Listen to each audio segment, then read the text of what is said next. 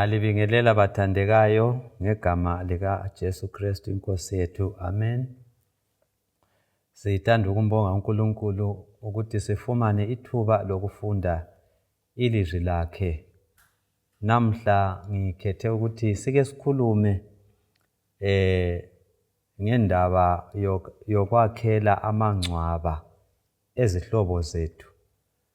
Ngikutsho lokhu ngoba phakathi kokuxoxa labangane, izihlobo labemuli, kube lombuzo phakathi kwezimuli, phakathi kwabantu ukuthi kanti lona ilizwi lenkosi lithini ngokwakhela amangcwaba. Ngoba kwezinye izimuli kuba lokuxabana nxa kufika indaba yokwakhela amangcwaba esingathi thina itombstone. Ilizwi lenkosi lithini ngendaba yokwakhelwa kwamangcwaba? Kuhle yini? Kubi yini? Ngumlayo yini? Ilizwi lenkosi kumele lisiphathise kulokho. Ngizaloyisa ke ukuthi singakajuli phakathi kwengxoxo yethu sike sizwe ukuthi lona ilizwi lenkosi lithini ngabafileyo. Ngilethemba singazwisisa lokho ilizwi lenkosi elikufundisayo ngabafileyo, sizabakwazi ukuthi indaba leyi siyiphathe njani. Ngizafunda kumtshumayeli isahluko 9 ivesi 5 lo 6. Ilizwi lenkosi lithi lona lapha, ngoba abaphilayo bayakwazi ukuthi baza kufa, kodwa abafileyo kabazi lutho. Kabasela umvuzo, ngitsho lokukhumbula ngabo kuyaphela. Uthando lwabo, inzondo yabo, lomona wabo sokwedlule nya. Nini lanini kabasayi kuba lengxenye loba kukuphi okwenzakalayo ngaphansi kwelanga. So ilizwi lenkosi licacile lapha ukuba abafileyo kabazi lutho. Abafileyo kabazi lutho. Leli ivesi licacile bazalwane abathandekayo ukuthi abafileyo kabazi lutho. Uthando lwabafileyo, inzondo yabo, lomona wabo sokwedlula nya, okuveza sobala ukuthi akula lutho abalwaziyo, kumbe bafa bezondile, kumbe bafa belesikwili, kumbe bafa benjani, akusela lutho. Lokhu ke kuyasiphathisa ukuzwisisa ukuba indaba yokwakhela amangcwaba siphathe njani. So njengobana ilizwi lenkosi sithi abafileyo kabazi lutho, kabasela sabelo, kabasakhunjulwa, kasisahleli labo, kasisabahleleli. Uthando lwabo, inzondo yabo, umona wabo, konke sokuchabalele.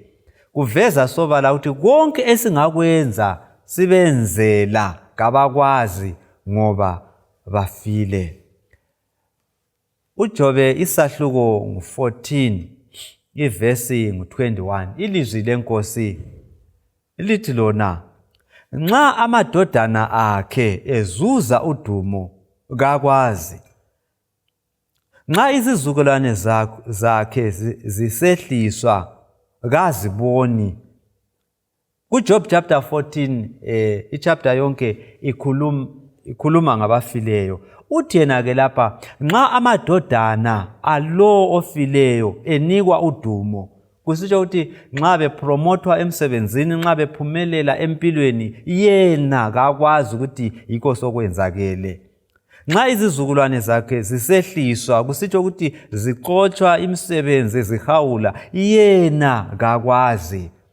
So le verse iveza sobala ukuthi abafileyo akukho abangayenzela abaphilayo, ngoba kwesinye isikhathi abanye bayadinga okulamathuna aboyise labokhokho, izinto zingaba nzima bazahamba bayekhuluma bakhulume bathethe emathuneni emalibeni.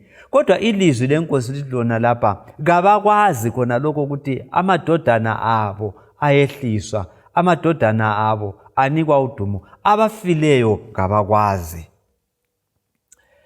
uJobe isahluko ngu7 uthi yena uJobe kuverse 10, Job chapter 7 verse 10, uthi yena ekhuluma ngofileyo, kasoze lanini aphinde angene endlini yakhe, indawo yakhe kayisayi kubuya imazi lanini, ofileyo kabuyeli endlini, ofileyo kabuyeli lapho kade ehlala khona, indawo yakhe kayisoze iphinde ibe mazi. Kutsho ukuthi bathandekayo, indaba le yokufa kulokunye uSathane akwenzayo ngayo. Njengobana ilizwi lenkosi licacile ukuthi abafileyo indawo yabo bayabe bengasayazi, kabasazi lutho, uthando lwabo, inzondo yabo, umona wabo, konke sokuchabalele, kabasela sabelo kulokho okwenziwa ngaphansi kwelanga. Kungani ke le indaba ihlupha abantu engani abafileyo kukhona abangakwenza, bengahlukuluza abaphilayo, bengayenza izinto ezinengi ezizakwenza abaphilayo baphile nzima. Hatshi bathandekayo, konke okungakhulunywa ngabantu lanxa singaba le evidence engabambeka ngezandla, nxa ilizwi lenkosi eliyilo eliqinisekileyo lisithi akunjalo, kumele sikholwe lona. Kasimelanga sikholwe abantu abakubonayo ngamehlo, bakubamba ngezandla, bakuzwa ngendlebe zabo. Kumele sikholwe kuphela lokho iBhayibheli ekukhulumayo. Nxa siza kukholwa iBhayibheli ekukhulumayo, sizakuba safe, sizakuba very safe ngensuku zokugcina, ngoba kukhanya indaba yokufa leyo kulapho uSathane adlalela khona. Ilizwi likaNkulunkulu likhuluma okunye, kodwa abantu babona okunye. Imbali zethu njengabantu singabe sibona sibili okunye okuveza ukuthi abafileyo kabafanga. Kodwa iBhayibheli nxa isithi abafileyo bafile, okukhulunywa liBhayibheli yikho iqiniso. Esingakubona ngamehlo, sikubambe ngezandla, sikuzwe ngendlebe zethu, kodwa iBhayibheli ingakutsho iphikisana lakho, kutsho ukuthi kuyabe kulokunye uSathane ayabe kwenza. Kumtshumayeli kumahubo isahluko ngu115 ivesi ngu17, iBhayibheli ithi yona, kakusibo abafileyo abadumisa uThixo, loba abangena phansi ekuthuleni. Amanye amaBhayibheli athi abafileyo kabadumisi uThixo, lalabo abangena phansi ekuthuleni. Kusitsho ukuthi nxa umuntu esefile kasayenelisi ukuthi akhonze uNkulunkulu, kasayenelisi ukuthi amdumise uNkulunkulu, akusavumi ngoba uyabe eselele.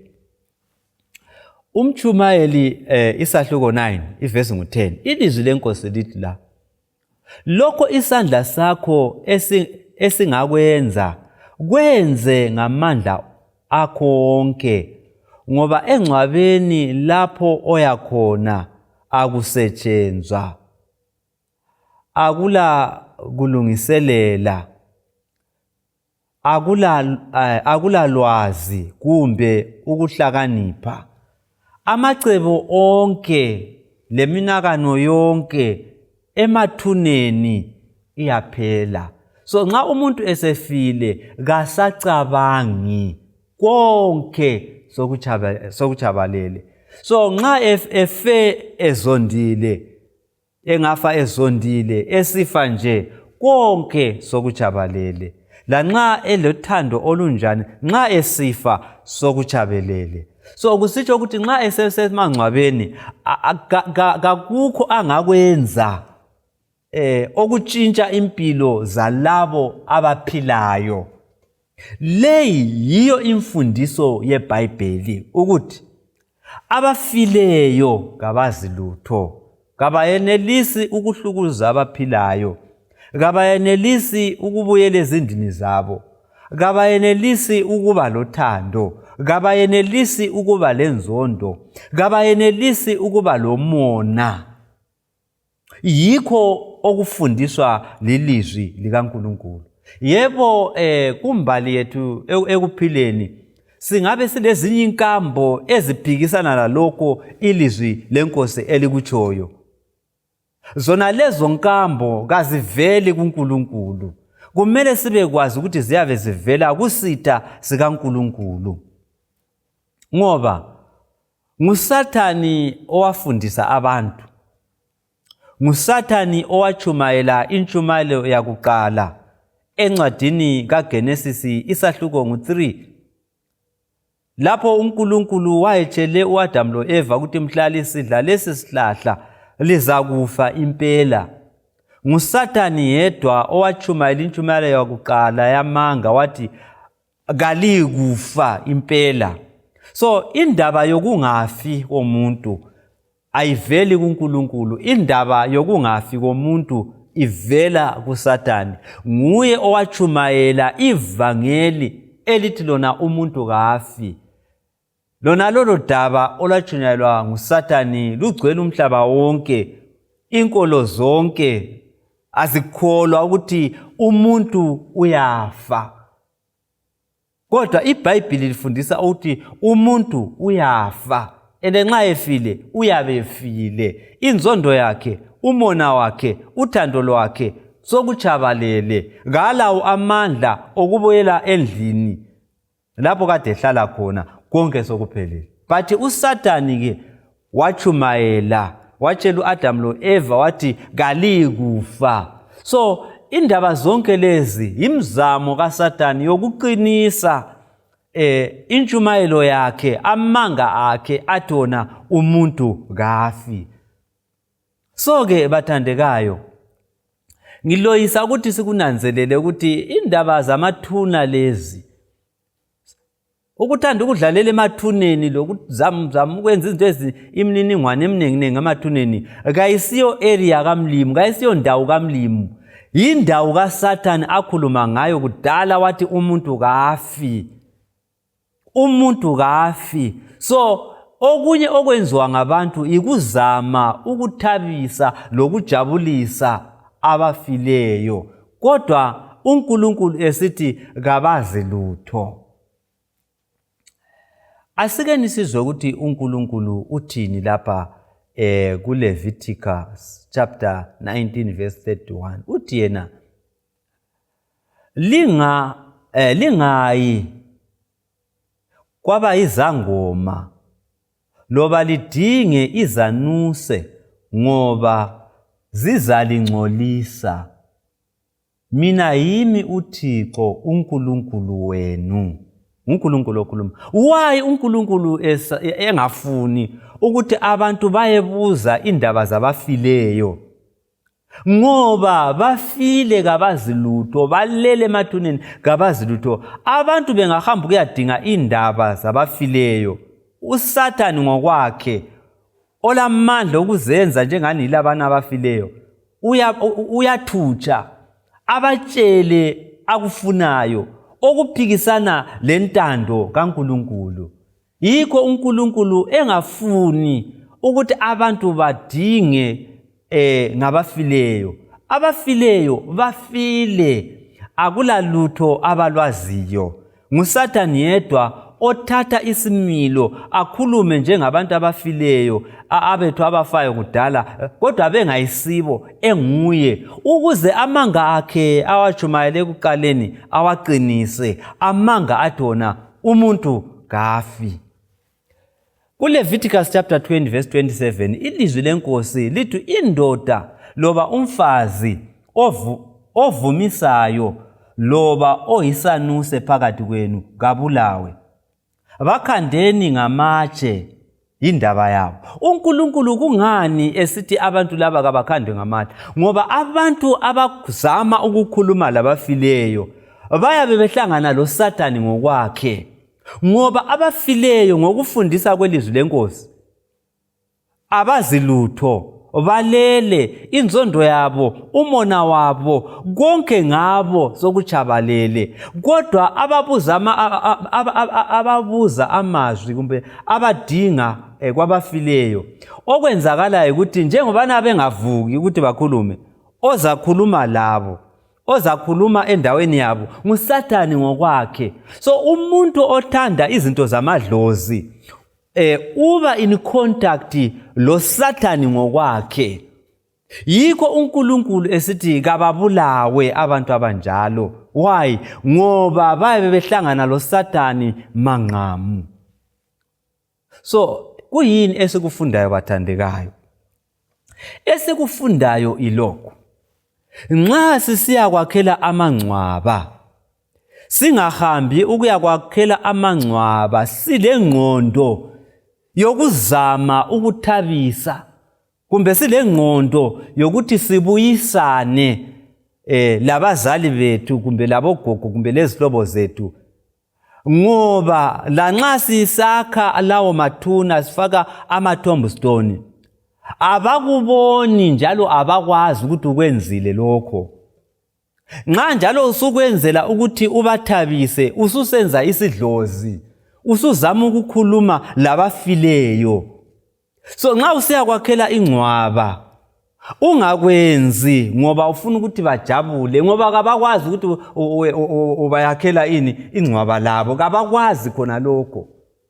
Nxa kwenze ngendlela ukuthi uloyisa ukuthi lapho okulale khona umzali wakho ubekwazi ukuthi kulapha, kukhanye nje ukuthi hayi kulele umuntu owawumhlonipha, kodwa uyabungayenzeli yena. Ngiloyisa ukuthi sikubambe lokho, kawuyenzeli ofileyo. I-tombstone vele kawuyenzeli ofileyo, uyazenzela wena. So ungahambi utshela abantu ukuthi hayi mina umama ngamiyakhela. Kamuyakhelanga, waziyakhela wena, ngoba yena kakwazi ukuthi wamfakela i-tombstone edulayo. Zwanini bazalwane abathandekayo lezihlobo zami, yenzelani abazali benu okuhle besaphila.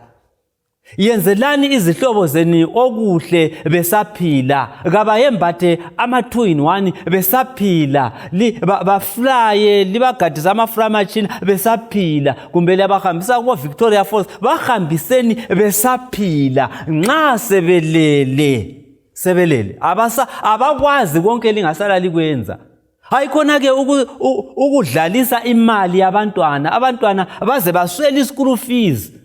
Usiya kwakhela ingcwaba ngoba uzama ukuthi uvale amacala akho.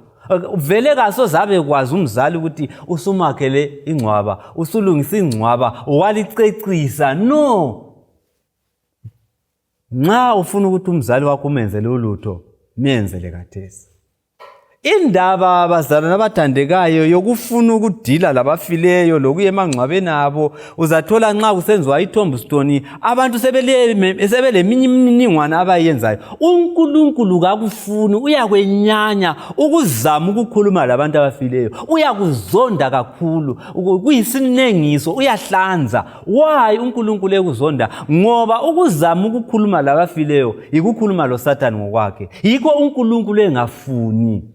Phela nguNkulunkulu ofananayo othena hlonipha uyihlo lonyoko ukuze insuku zakho zande. Ivesi leyo isebenza nxa esaphila. Nxa esefile akusela kuhlonipha umzali, kasekho. Okunye elizananzela ukuthi umkhubo lo wokwakhela amangcwaba ubuya ulesidimoni, but kwesinye isikhathi uyembathi igama lesiKristu. Ikuthi uyabusenziwa kwesinye isikhathi labantu abakholwa kuJesu. Uzezwa sebekhuluma emangcwabeni, sebesithi hayi sesifikile, sesikwakhela indlu yakho, yithi abantu abakho sithe sikufakela umthunzi. Lingavele liqala indaba zokukhuluma emangcwabeni, sokungenye inkolo. Singavele siqalisa indaba zokukhuluma emangcwabeni engane simakhelayo uyakwazi engane uyakwazi ukuthi ngabazukulu kufakwa amaluba konke lokho bathandekayo iBhayibheli ilizwi lenkosi kalikufuni. Nxa siyakwakhela amangcwaba asikwenzeni ngokuthula siyakhe hathi sile intention yokufuna ukuaphiza ukuthi sifuna ukuthi bathabe asisoze sithabise abafileyo. Njalo nxa ibudget yehlupha akungathathi imali yabantwana yokuthi baye esikolo lisiyakwakhela ingcwaba. Fakani isikonkwane esiveza ukuthi lapha kuleli uzibani. Fakani isikonkwane. Lingadlalisa imali nxa ingekho. Abantwana besehluleka beqotshwe esikolo usiyakwakhela ingcwaba. Wena wayehluleka ukuthi umzali wakho umgcine esaphila. Wayengelala nditsho ukugezela izandla wena ule satellite dish. Eswela usebelo okufaka enyaweni wena uthenga itaye $100 ugcoba amafutha $30 umzali engelamali esigayo engafa susithi uyamfakela itombstone. Bathandekayo uNkulunkulu uyakuzonda kona lokho. Abafileyo bafile. Ukuthi indaba le uSathani wasiphambanisa asikholwa ukuthi umuntu ofileyo ufile. Asikukholwa. Sikholwa la ngayefile hayi kafanga kukhona ukufa ibalethi ukufa litsho ukufa. Uzabona imoto ethwele isidumbu ihamba ngo-60 per hour. Bona besiya komrewa khona behamba ngaba-60. Ubona imoto ethwele abantu abaphilayo ihamba ngo-140. Ethwele isidumbu ihamba ngo-160. Uzibuze ukuthi okumele agijinyiswe khona apha phakathi kwabantu bona laba ngubani. But uSathani waqamba amanga wathi umuntu kafi. Nxa esefile kukhanya uyabe selepower. Kodwa ilizwi likaNkulunkulu lithi no, akunjalo. Abafileyo bafile. Inkosi kayisiphathise ukuthi singayenzi isidlozi ngendlela ezicatshileyo. Sithethele ngendlela ezicatshileyo. Uzathola nxa kusenziwa itombstone kuzabizwa umhlaba wonke ukuthi buyani sifuna ukufaka itombstone. Uzibuze uthi kanti nxa wawusakhela umama ikhichi ekhaya wakwabiza umhlaba wonke osokusenza ukuthi kathesi nxa ufuna ukufaka itombstone subiza umhlaba kulani osokwenza ukuthi kubiza umhlaba wonke abanye bagada amaframachina. Kukhona uSathani akufakayo kundaba yona leyo kufa. Abafileyo balele kabazi lutho. Kasikwenzeni lokho hathi ngoba sifuna ukubathabisa asikwenzeni ngendlela ukuthi sibone lapho abalele khona abazali bethu. Kube i-identifying mark ukuthi hayi kulaphana lapho okulele khona umzali wethu. But kungabe lezinye izinto engane sifuna ukuthi abekwazi sifuna ukuxoxisana laye sifuna ukuthi uNkulunkulu ngakufuni khona lokho. Inkosi kayisiphathise bazalwane abathandekayo. Ngiyakwazi ukuthi indaba leyi indaba echisayo indaba ejulileyo. Kodwa ngithi mina uNkulunkulu sedinga abantu abakholwa iBhayibheli ukudlula inkambo zabanye abantu. Abakholwa iBhayibheli ukuthi iBhayibheli ingathi yilokho lanxa wena uleyinye evidence ongayibamba ngezandla zakho kodwa ilizwi lenkosi lingavumi. Okuliqiniso yilokho okukhulunywa liBhayibheli. Okwakho lokho okubonileyo ngawokho amehlo ayisikho lanxa wakubona ngamehlo ikwenza kukaSathani ukuze afithizele amanga akhe athi wona umuntu kafi. Inkosi engani ngasibusisa. Inkosi kayisiphathisa sicimezeni sikhuleke. Baba wethu osezulwini sicela usiphathise ukuzwisisa le imfihlakalo ngoba umhlaba wonke jikelele usuthethwe ngemfundiso kaSathani, imfundiso ethi yona umuntu kafi. Siphathise babothandekayo ngoba okunye esikubonayo ngawethu amehlo kungumfakazi ukuthi abantu abafileyo bayaphila. Kodwa lanxa singakubona ngawethu amehlo kuyabe kungamanga, ikusebenza kukaSathane. Senze sikholwe ilizwi lakho lanxa singela evidence, kodwa the fact yokuthi kulotshiwe encwadini engcwele yikho okuliqiniso. Siphathise siphile ngakho. Lokho siyakucela ngegama likaJesu Kristu Inkosi. Amen.